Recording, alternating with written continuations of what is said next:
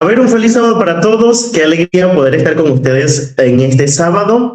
Hemos comenzado un nuevo trimestre, un nuevo año también, así que queremos desearle a todos ustedes que el Señor pueda bendecirles y sobre todo que durante este año y este trimestre pueda ser de gran bendición para cada uno de nosotros. Recuerda que estamos en Inverso 360. Aquí es donde descubres tu identidad y vives con propósito. Queremos invitarte desde ya a que puedas escribir en la caja de los comentarios.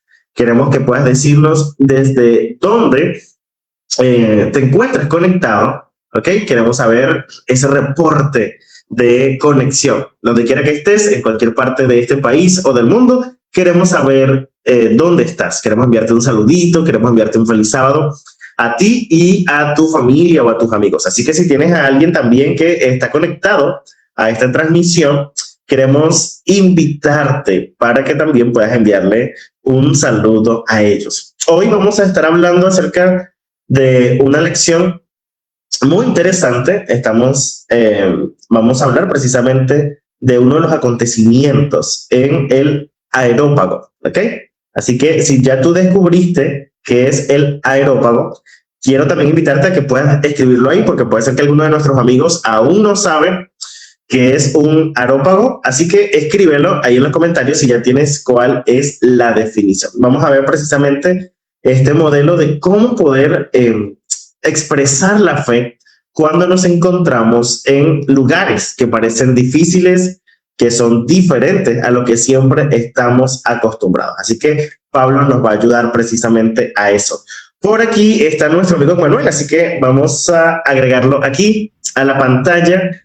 Manuel, ¿cómo estás? Dios te bendiga.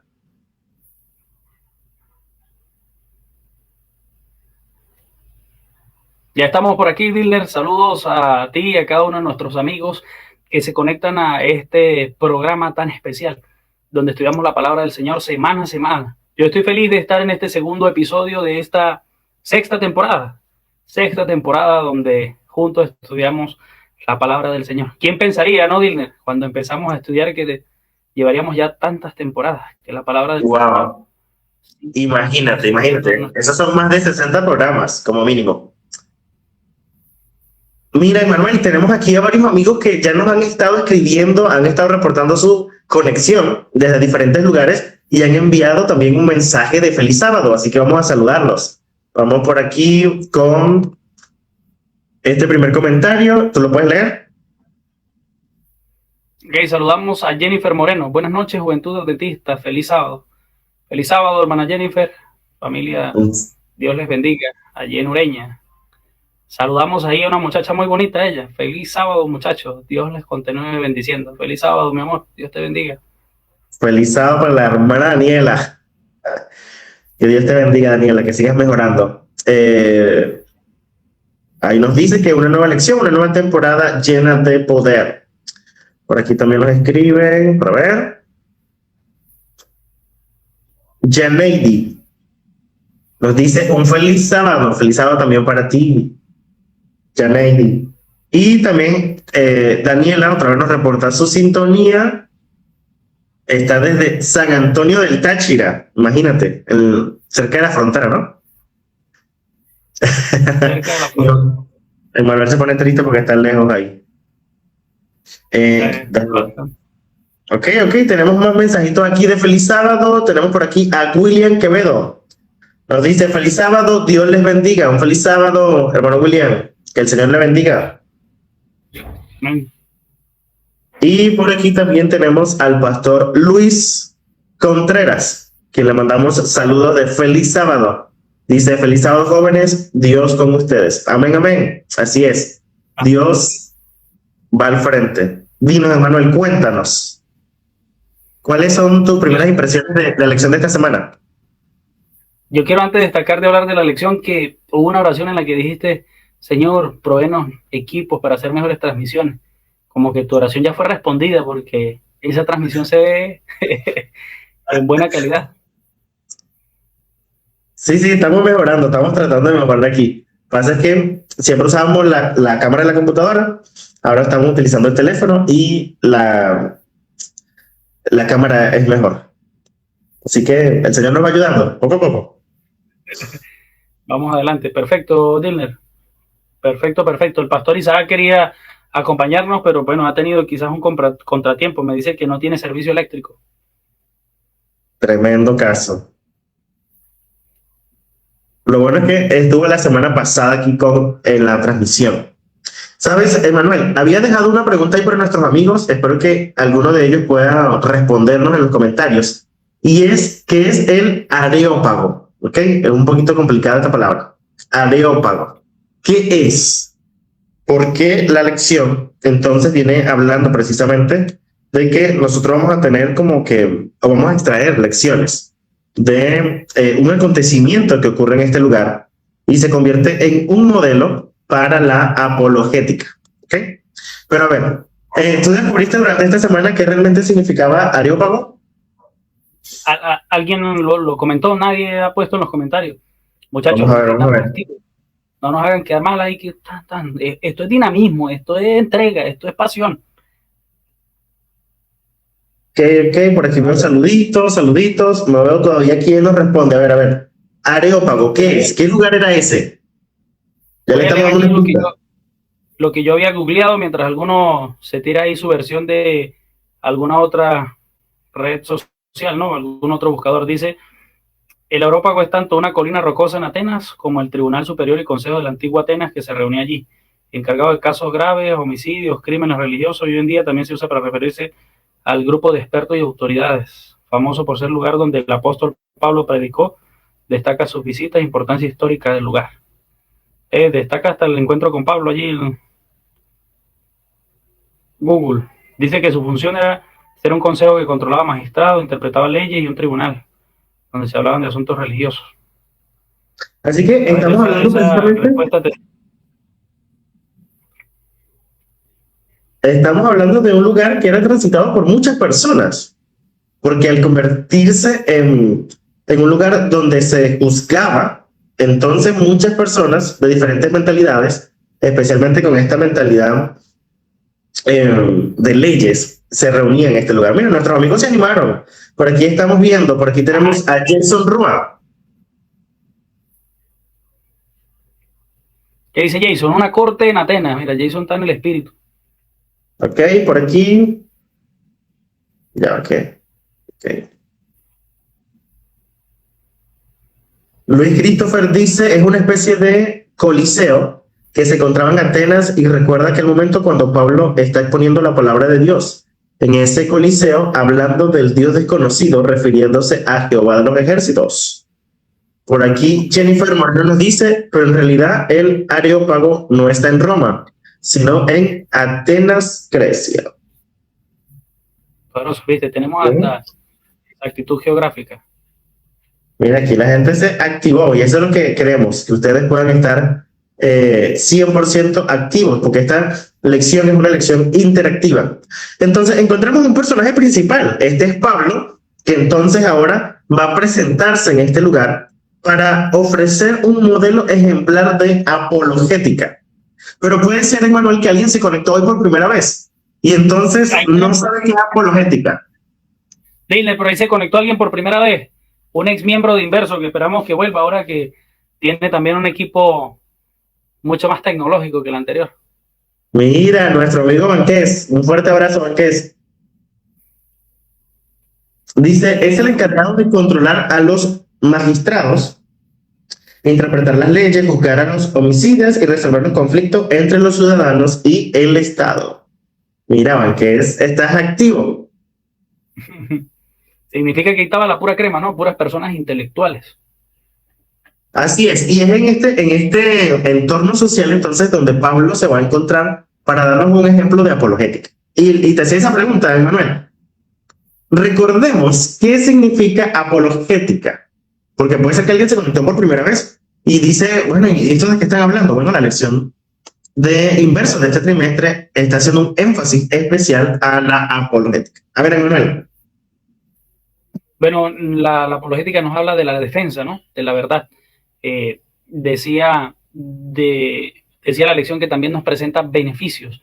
No es solo defender para que la otra persona pierda un debate, no, sino que nos beneficia a nosotros mismos porque profundizamos en la fe, tenemos una solidez en lo que creemos y podemos compartirlo con las demás personas.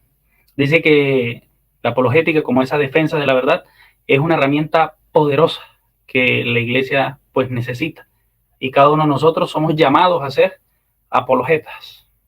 También nos decía la lección, y esta partecita me gustó mucho de la lección anterior, que los mejores apologistas son personas comunes, que están comprometidos con la tarea de ayudar a otros a comprender la belleza y la verdad de Dios. O sea que un apologista es alguien que estudia la Biblia y que tiene conocimiento de ella para compartir y enseñar con las demás personas, para defender su fe.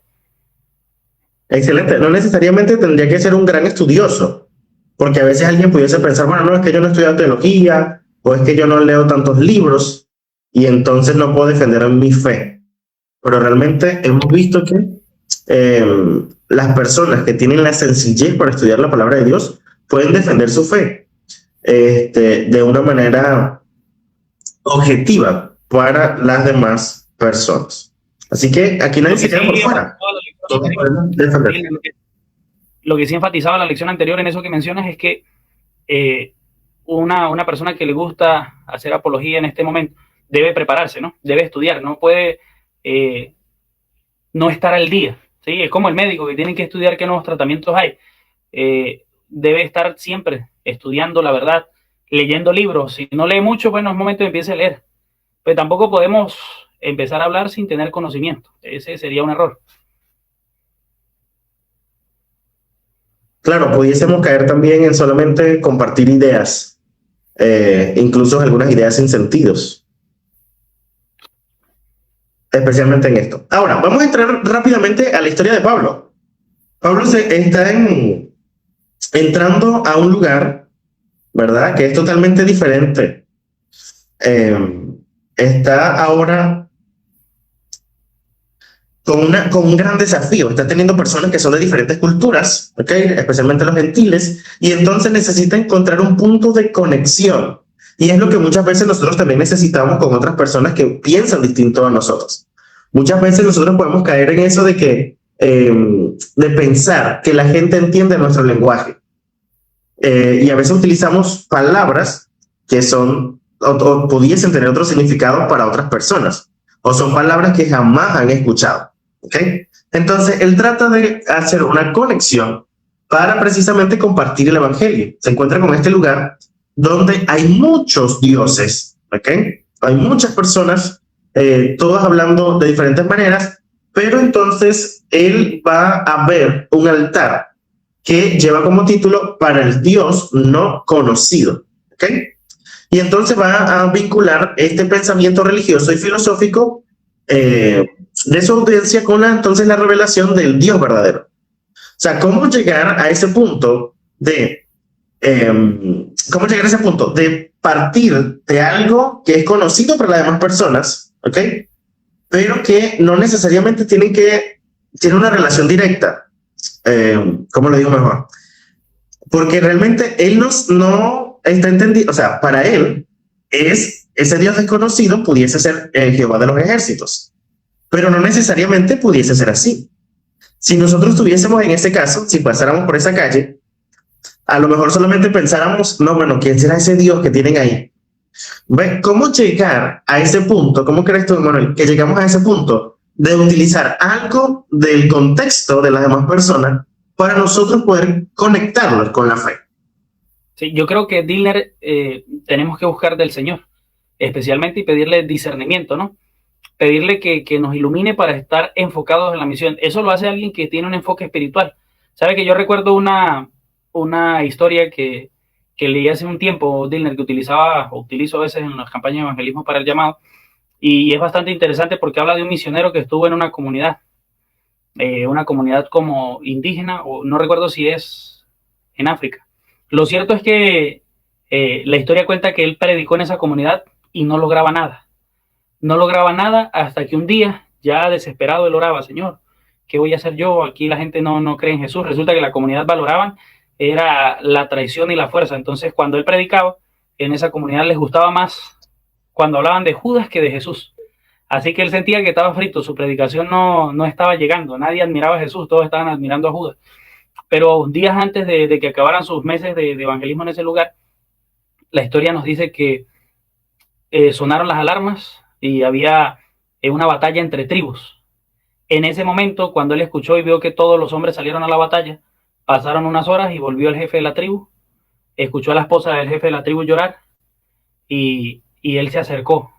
Volvieron los hombres y le contaron que el jefe de la tribu había entregado a su hijo al líder de la otra tribu como una prueba de paz, ¿no?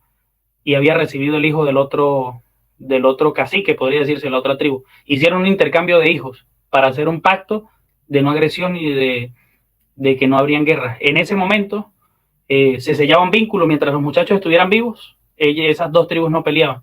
Y el misionero contaba que tantos meses que tenía ahí, y en ese momento pudo hablar de Jesús. Cuando él pudo contar que los de su tribu hicieron esto y vieron cómo su cacique entregó a su hijo para evitar una guerra, y él contó de Jesús y cómo el Padre entregó a Jesús, entonces en ese momento fue que pudo llegarles por medio de la predicación del Evangelio. Nos lleva a reflexionar en esto, ¿no? En que nosotros debemos pedirle al Señor discernimiento espiritual, iluminación, para aprovechar esas oportunidades, porque son momentos donde el corazón, donde la mente está abierta y susceptible a un mensaje. Y aquí hay un punto importante, y esta historia está sorprendente, no la había escuchado, pero en Hechos capítulo 17, entonces nosotros vamos a descubrir, que necesitamos tener conciencia cultural, ¿okay? Necesitamos conocer realmente la cultura en donde nosotros nos estamos desenvolviendo y donde estamos compartiendo el mensaje de salvación. Hay muchas personas que a veces se cierran con este tema de la cultura, porque piensan que tenemos que bajar los principios, ¿verdad? Por el tema cultural, pero realmente no se trata de eso. Se trata de utilizar, ¿okay?, los elementos que las personas conocen para que nosotros podamos tener una conexión y una cercanía, y ellos realmente puedan entonces entender, ¿verdad? Con ejemplos básicos y sencillos, el tema, o hacer esa conexión con el tema de la Biblia, ¿okay? Y eso es importante, que nosotros podamos hacer ese enfoque. Y creo que una de las ideas claves que tenía, yo la resalté por aquí, dice: cuando hables sobre la fe, comienza intentando comprender de dónde viene la otra persona y utiliza esa información para conectar con ella. No te vayas rápidamente a lo que tú sabes, sino ve y escucha lo que la otra persona tiene que decirte, los procesos por lo que ha pasado o el contexto en donde vive, porque así tú vas a descubrir que hay cosas que para ti pueden significar algo y para esa persona significa algo muy contrario. Incluso con algunos aspectos básicos, como por ejemplo un abrazo. Alguna persona pudiese decir, bueno, si no le abrazas, te va a decir, no, eres descortés, eres maleducado, no, eso no es amable. Pero puede ser que en otro lugar tú abraces a alguien y es una falta de respeto. ¿Sí? Entonces necesitamos entender la cultura en la que estamos rodeados. Y en segundo lugar, también necesitamos proclamar la grandeza de Dios, ¿okay? Y Pablo bien lo va a hacer, ¿okay? Porque entonces en el versículo 24 él va a hablar acerca del Dios a quien él sirve, ¿okay? Y ahí hay otra idea, que es esa soberanía de Dios, ¿okay? Que no es débil, sino que es el creador y el Señor del universo. Y Emmanuel, yo creo que aquí hay una clave de cuando nosotros vamos a aplicar este método en otros lugares. Nosotros debemos reconocer quién es nuestro Dios, saber quién es nuestro Dios. Porque imagínate nosotros hablar a una persona o encontrarnos en un contexto así, ¿verdad? Y ni siquiera saber realmente quién es nuestro Dios, ni en lo que creemos. ¿Sabes qué? A mí me pasó una experiencia y es un poquito vergonzosa, pero puede ayudar. Me pasó una experiencia porque nosotros me acuerdo que estábamos como repartiendo revistas en un lugar, y yo andaba con otro compañero, y entonces estábamos compartiendo las revistas y eso, con algunas casas, y llegamos a un lugar, y entonces el Señor nos dijo, nos recibió, estuvimos hablando con él, y entonces él hizo un comentario como que, ay, qué bueno que uno pudiese irse como a otro lugar, o algo así. Y entonces nosotros comenzamos a decirle, bueno, sí es verdad, ojalá uno pudiese viajar, no sé qué, Y resulta ser que nosotros que estábamos hablando de esperanza, de que había algo mejor en Jesús, estábamos con una mentalidad pensando en otras cosas, ¿sí ves? Y entonces resulta ser que ese señor era adventista, y y ves, entonces a veces nosotros estamos compartiendo algún mensaje, estamos pensando en algo, ¿verdad? Pero en la práctica estamos como pensando en otras cosas. Es como que hablamos del cielo, pero estamos pensando en las cosas terrenales y no es que no hay que pensar en la vida actual, pero a veces nos enfocamos tanto en las cosas materiales que nos olvidamos que nosotros lo que queremos es ir al cielo, ¿verdad? Entonces necesitamos proclamar la grandeza de Dios y reconocer quién es Él. Claro, y eso que mencionas es importante, ¿no? En base también al conocer la situación sociocultural de la persona. Porque quizás nosotros podemos presentar un mensaje que a alguien le entristezca también. No, nosotros llegamos a decir a las personas, mire, cuando tú estás cerca de Dios, siempre va a haber bendición, vas a tener dinero. Estamos hablando con alguien sin trabajo y que está pasando una dificultad. Tú debes conocer la situación de la persona, ¿no? En lo religioso, en lo cultural, pero también en lo socioeconómico. ¿Qué tipo de mensaje está esperando esa persona? ¿Qué le queremos enseñar? Y nosotros aquí quizás tenemos una ventaja, ¿no? Y es que la mayoría de las personas son cristianas. Pero nos encontramos a veces con personas, Digler, que tienen ideas que desafían lo que nosotros hemos creído. Yo recuerdo, y creo que aquí lo he comentado algunas veces, que hace algún tiempo acá a la iglesia asistió un ateo. Y de verdad era un desafío cuando las personas intentaban debatir y sabes qué, que ahí lo mencionábamos, la jerga, ¿no? Nosotros tenemos un error a veces y por eso necesitamos el punto número 1 que tú hablabas de tener conciencia cultural y de conectar con las personas. Llegamos a dar un estudio, hablamos con alguien que no tiene mucho conocimiento y nosotros le decimos, no, porque mira, Jesús está en el santuario celestial, está ministrando por ti. Esa persona no entendió la mitad de las palabras de esa frase. El mensaje debe hacerse claro para que la persona lo comprenda.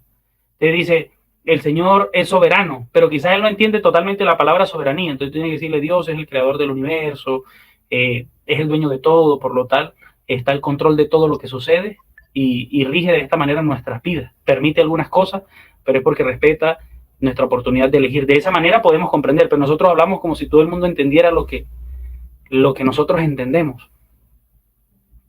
Sí, o sea, pensamos que la gente tiene el mismo concepto que nosotros tenemos y a veces cometemos esos errores. Fíjate que otra de las partes de Pablo como apologista es que personaliza el mensaje, ¿ok? Porque Dios desea tener una relación personal, no solamente con nosotros, sino también con los demás, ¿ok? Porque la fe no solamente es intelectual. Nosotros a veces podemos tener mucho conocimiento y podemos tener muchos años en la iglesia, pero el tener años en la iglesia y el tener mucho conocimiento no garantiza de que tú tengas una relación personal con Dios, ¿ok? Incluso el tener años no garantiza que tú sepas cómo son las cosas realmente, ¿ok?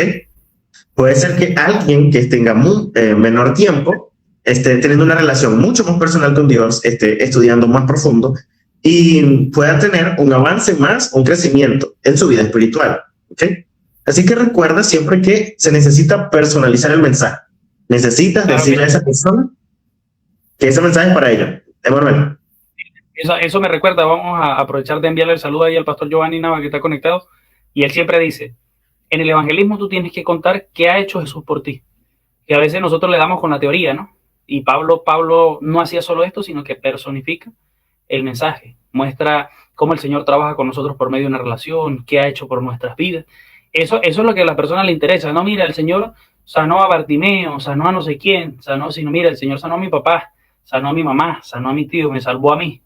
Esas son las experiencias que las personas están esperando. Y eso conecta rápidamente con las personas. Y aquí es donde también viene una otra parte que es presentar el evangelio con osadía, ¿ok? Aquí Pablo está haciendo un llamado al arrepentimiento. O sea, imagínate, en un lugar donde hay demasiada gente con diferentes pensamientos, donde tienen diferentes dioses, ahora él va a hacer un llamado y les va a decir, es momento de arrepentirse. Y también habla acerca de este paso de la resurrección de Jesús, ¿ok? De un Dios que es vivo. O sea, ¿cuánto nosotros también necesitamos ser osados en este tiempo para hacerle una invitación a alguien? ¿Ok? Porque a veces podemos estar hablándole y o sea, como que pasamos por los primeros 3 puntos que hablábamos, pero cuando llega la hora de decirle algo, le decimos, no, bueno, sin ningún compromiso, no se preocupe. ¿Ves? No, o sea, nosotros necesitamos hacerle una invitación a todas las personas al arrepentimiento. Sean que decidan de forma positiva o que no lo acepten, nosotros tenemos la responsabilidad, así como Pablo, de llamar al arrepentimiento y demostrar a un Jesús que es real, ¿ok? Pero esto, recuerden que no se trata de ganar una discusión, no se trata de que yo me puse a pelear, a discutir o a debatir con alguien y entonces, bueno, no, yo voy a tratar de ganarle, que él vea que yo sí sé, que yo me sé los versículos de memoria, que yo sí sé buscar en la Biblia. No, no se trata de eso, ¿ok? Sino que se trata de conectar con las personas, de respetarlas y de presentar la verdad de Dios con amor y valentía. Y creo que aquí hay dos palabras claves, que son amor y valentía. Porque a veces, y no creo que las personas tengan una mala intención, pero muchas veces al tratar de debatir y de ganar puntos, a veces nosotros perdemos relaciones con las personas. Entonces, como que rompemos relaciones en vez de unir. A veces, no, bueno, yo quiero que la gente entienda mi punto, pero no escucho al otro. ¿Ves? Se vuelve un conflicto. O Claro. no, yo soy valiente, entonces, bueno, le voy a dar con todo, con toda la espada, y se vuelve un problema. Sí, mira, Diller, eso une lo que dice la lección en ese punto número 4 también con lo que hablaba la lección de la semana pasada, ¿no? Y es la forma en la que presentas el mensaje. Por ejemplo, tenemos personas hoy en día, hermanos de iglesia, que van a dar un estudio, que están conversando con alguien y les da temor decirle que el sábado es el día de descanso. ¿Por qué no? Porque se va a ahuyentar cuando yo le diga que el sábado no debe trabajar. Pero si tú le presentas la realidad bíblica como un buen apologista y le dices, mira, Dios es un día de descanso por amor a ti, para que tu familia tenga un día de encuentro con Él y un día de encuentro familiar durante la semana, para que no todos estén pensando de forma egoísta, cada quien por su lado, trabajando sus intereses, sino un día de reconciliación familiar, un día donde reconocemos a Dios como nuestro creador. Cuando tú presentas de esa manera, entonces no solo estás presentando la verdad con osadía, sino que estás dando argumentos para que la persona entienda lo que se le está diciendo. Porque no es solo decir, no, porque es que Génesis dice en el capítulo 2 tal cosa y Éxodo 20 y Apocalipsis, no, sino que es la forma en la que presentamos el mensaje, con osadía, pero con inteligencia, como lo hacía el apóstol Pablo. Ve que la introducción de la que estamos hablando hoy es poderosa. Él llega y se para, no llegó y entró el Areópago y empezó a decir, mire, ustedes tienen que arrepentirse con este cocodrilo, cuerda de pecadores. No, el hombre llegó y vio y dijo, mire, yo vengo a hablarle del Dios desconocido, de ese que usted dice en el altar, Dios desconocido. Bueno, es el que yo estoy predicando, y empezó a contarle que Jesús vino, que Jesús hizo esto, que murió, resucitó. Y ahí está la clave, precisamente, de que él partió de algo que ellos conocían. Ahora, Manuel, ¿sabes qué? Algunas personas pudiesen pensar, bueno, pero Pablo ahí no convirtió a mucha gente, ¿ok? Y bueno, porque la gente puede decir, bueno, no, pero en otros discursos mucha gente se convirtió, pero aquí como que no se está convirtiendo tanta gente. Y entonces Elena White señala que el limitado éxito del mensaje de Pablo en Atenas se debió principalmente al orgullo intelectual y a la autosuficiencia de quienes se consideraban sabios según los criterios humanos. ¿Okay? Ahora, ¿cuál es la diferencia? Y si nuestros amigos también pueden escribir ahí en los comentarios, ¿cuál creen ustedes que es la diferencia entre la sabiduría según los criterios humanos y la sabiduría según Dios? ¿Okay? Mientras Emmanuel también comparte con nosotros. ¿Qué crees tú, Emmanuel? ¿Cuál es la diferencia? La sabiduría según el criterio humano y la sabiduría según Dios. Nosotros podemos tener mucho conocimiento, Diner, y mira que la lección enfatiza dos grupos, ¿no?, de personas que creían tener sabiduría desde la perspectiva humana. Uno de ellos eran los epicúreos, no sé cómo pronunciar, qué difícil me la pusiste. Bueno, esta gente creía que los dioses eran lejanos y no se involucraban en los asuntos de los seres humanos. Yo veo un aspecto deísta, ¿no?, en este tipo de personas. Creen que Dios nos creó y desapareció. Y Pablo habla con ellos, les predica y aborda esa comprensión que tienen. También nos hablaba de que había un grupo ahí que eran los estoicos, que sostenían ahora una visión diferente, ¿no?, una visión panteísta. Veían algo de divinidad en todo, pero no creían como tal en Dios. Y me parecía bastante interesante porque el mensaje de Jesús presentado por Pablo era revolucionario. y abarcaba a todos. Mire, dice que a los estoicos se les enseñaba que la autosuficiencia y el control de las emociones era la clave de la felicidad, pero Pablo los desafía declarando que la plenitud se encuentra en Cristo y no en el esfuerzo, en la virtud humana. Hablando acerca del otro grupo, Pablo proclama que Dios no es distante, sino que está encarnado en Jesús, que fue plenamente divino y relacionado con la humanidad. O sea que nosotros vemos que él desafía la comprensión humana presentándoles la verdad. ¿Quién es sabio? Realmente, de la perspectiva cristiana, aquel que estudia, conoce la verdad, pero quien está cerca del Señor, quien cree en Dios. Dile, yo veía aquí también un desafío, ¿sabes por qué? Porque en TikTok yo he visto muchos videos donde los muchachos ahora hablan del estoicismo y que nosotros debemos vivir con costumbres estoicas, y ahora cuando la lección nos mencionan lo que ellos creían, me parece bastante llamativo, porque entonces tenemos muchachos adoptando cualquier tipo de filosofía que consiguen en las redes sociales sin ver que tienen daños y efectos profundos en su experiencia cristiana. ¿Cuál es la sabiduría humana? Entonces, desde esta perspectiva, la sabiduría humana es comprender, estudiar y llegar a un punto de vista, pero la sabiduría de Dios es reconocerle como nuestro creador, como nuestro soberano. Dice el salmista que el necio dice que no hay Dios, y hay personas que llegan a esta conclusión desde la sabiduría humana, negando a Dios, y esto le saca completamente del juego, le saca del juego y de la sabiduría. Proverbios capítulo 3, versículos 5 al 6 dice: fíate de Jehová en todo tu corazón, no te apoyes en tu propia prudencia, reconócelo en todos tus caminos y él enderezará tus veredas. Ahí nos habla de la verdadera sabiduría. Proverbios 9:10: el temor de Jehová es el principio de la sabiduría y el conocimiento del Santísimo es la inteligencia. Algunos dicen, la otra versión se la saben de memoria, el principio de la sabiduría es el temor de Jehová.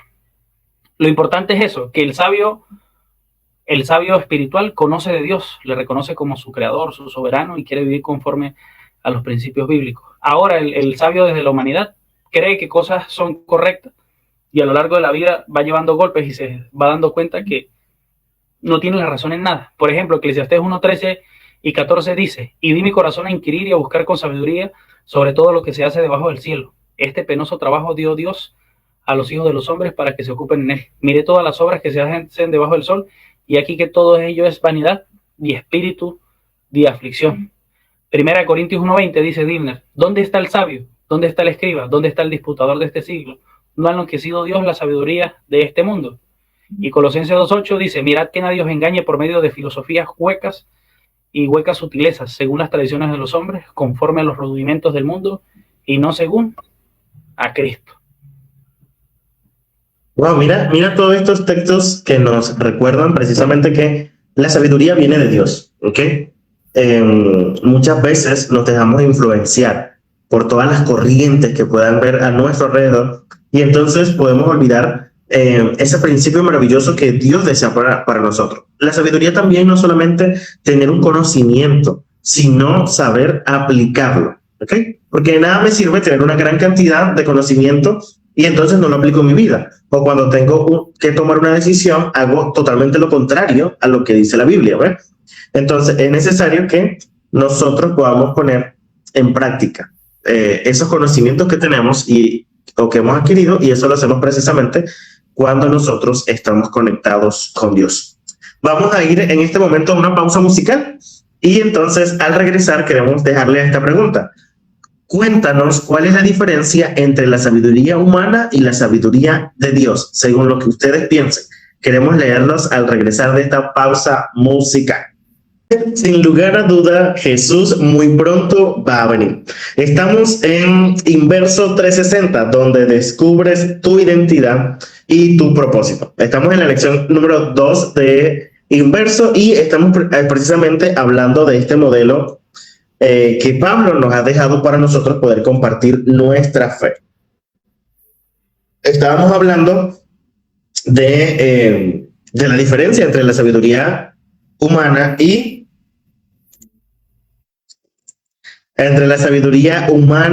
la sabiduría de Dios. ¿Ok?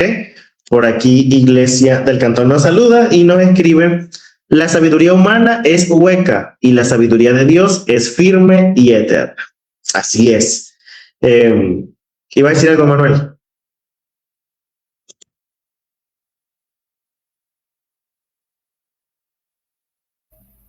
Sí, no te escucho. Okay. Dígame. Ok. Ahora vamos con otra pregunta. Ya estamos llegando casi al final, así que vamos a tratar de responder esta pregunta y luego dar nuestras impresiones finales. ¿Cuál crees que es la parte más difícil de compartir el evangelio con los no creyentes? ¿Cómo ha transitado esos desafíos? ¿Cómo crees, y especialmente en este contexto que vivimos actualmente en el mundo, ¿verdad? ¿Cuál crees que es lo más desafiante de compartir el evangelio? Lo más desafiante es la forma de pensar que tiene cada individuo. Y es lo que estamos señalando en este momento, Diller. Quizás el desafío es a nosotros intentar comprender, empatizar con ellos y así poder presentarles el mensaje. Tú sabes, hace algunos meses estábamos en una experiencia evangelística y a mí me llama mucho la atención que entraba en un mismo barrio, en una misma vereda, en una misma calle, a 5 casas, y todas las personas pensaban diferente, aunque todos decían creer en Dios. La forma de pensar era muy diferente. Y allí la hermana Esperanza, que era la que generalmente me acompañaba a esos estudios, siempre enfatizaba eso, ¿no? Por ejemplo, estudiábamos con un señor que tenía como 60 años y la forma de ver las cosas era muy diferente a la de sus vecinas que tenían como 30, que eran 2 jóvenes. Sin embargo, al nosotros conversar con ellos y hacernos amigos, entonces íbamos consiguiendo la forma de presentarle el mensaje. Recuerdo que para las muchachas fue muy significativo la lección de la fe de Jesús 4 y 5, lo de las señales de la segunda venida y la promesa de la segunda venida. Sin embargo, al señor que estudiaba con uno de salud le llamó mucho la atención los estudios acerca de el aire puro y la luz solar.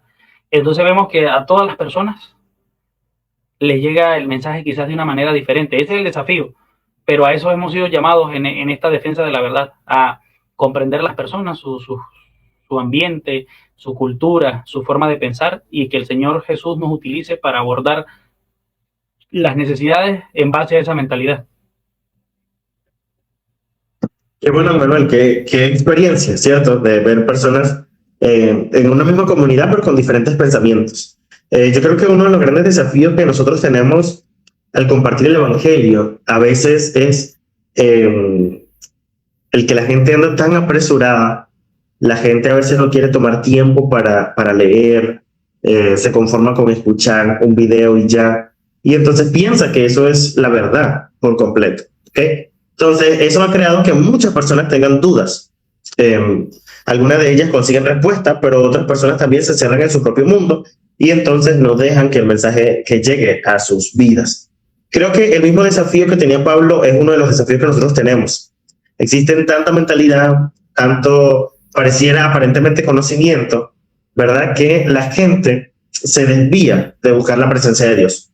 Pero nosotros tenemos un gran desafío, así como tú lo decías. Tenemos el desafío de compartir la verdad bíblica, de ser unos defensores de la verdad en cualquier lugar donde nosotros nos encontremos, especialmente en estos días que vivimos, que son días que nos demuestran que Jesús está muy pronto a regresar. Quiero compartir con ustedes, para ir finalizando, una cita que se encuentra en Hechos de los Apóstoles y dice: en todo esfuerzo por alcanzar a las clases altas, el obrero de Dios necesita fe firme. Las apariencias pueden ser desalentadoras, pero a la hora más oscura se recibe luz en lo alto. La fuerza de los que aman y sirven a Dios se renovará día tras día. El entendimiento del infinito se coloca a su servicio, de modo que al realizarse su propósito no yerre. Mantengan firmes estos obreros el principio de su confianza hasta el fin, recordando que la luz de la verdad de Dios ha de brillar en medio de las tinieblas que envuelven a este mundo. Así que a eso somos llamados, a tener una conexión especial con Dios, a recibir la luz que emana de Él y sobre todo sobre todas las cosas buscar a Dios todos los días. La Iglesia Mundial ha lanzado estos 10 días de oración, que es un programa que venimos haciendo varios años, y queremos invitarle, muchachos, a todos ustedes que se conecten, a que compartan con su iglesia, con sus amigos, con sus familiares, que oren juntos y sobre todo juntos podamos orar por el bautismo del Espíritu Santo, por el poder del Espíritu Santo de tal manera que nosotros podamos defender la verdad y que cuando todo se vuelva tinieblas, nosotros podamos resplandecer como una luz en la oscuridad. Emmanuel, últimas palabras para cerrar en esta noche. Palabras finales. Quiero recordar los 4 principios que mencionamos, Dilner. Si tú quieres ser un apologista el día de hoy, recuerda: 1, tener conciencia cultural; 2, proclamar siempre la grandeza de Dios; 3, personalizar el mensaje del Evangelio y presentar todo el Evangelio con osadía, y que el Señor te utilice con poder. Y quiero en estas palabras finales también hacer una invitación para el próximo viernes al pastor Luis Christopher, que está conectado con nosotros, para que nos acompañe en el siguiente programa. Y su esposa también, que está conectada, nos acompañe el viernes que sigue, que puedan hacer planes. Allí nos contactamos en directo, Dilner, y que puedan compartir ahora cara a cara todas esas ideas que el Señor pone en su corazón por el estudio de esta lección tan interesante, que nos habla de la defensa de la verdad y de la predicación del Evangelio. Bueno, hemos llegado al final de esta lección, no sin antes recordarte que comparte el enlace de esta transmisión, ¿verdad? De este video que va a quedar aquí, para que tus amigos también puedan seguir aprendiendo acerca de las lecciones de inverso. Y si en tu iglesia aún no está la clase de inverso, tú eres la persona que debe motivar, ¿verdad? A tus directores de escuelas sabáticas, a tus ancianos, a tus líderes de jóvenes, para que en cada iglesia exista una clase de inverso. Que el Señor les bendiga, que el Señor les guarde. Será hasta el próximo viernes.